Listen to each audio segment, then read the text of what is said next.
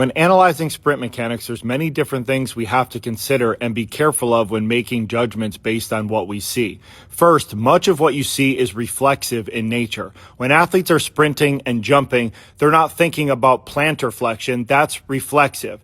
There also was an interesting study that suggested that faster sprinters send a signal from the brain to dorsiflex their foot in anticipation of ground contact faster than slower athletes. But we're not necessarily telling our athletes to think about dorsiflexion while they're sprinting at high speeds. Next, much of what you see is a byproduct of somebody's speed or biomotor profile. So unless you can match their magnitude, direction, and duration of force application, you cannot necessarily mimic what they do.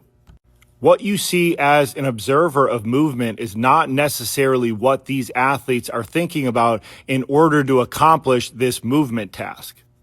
So I think today too many people are focusing on minutia or things that they may not necessarily be able to change, and this makes things more complex than they need to be. Even something like stride length. This is a result of great force application to the ground, which increases flight time. That leads to stride length. So again, a byproduct of speed. Just telling somebody to increase their stride length is missing part of the story and is a recipe for disaster.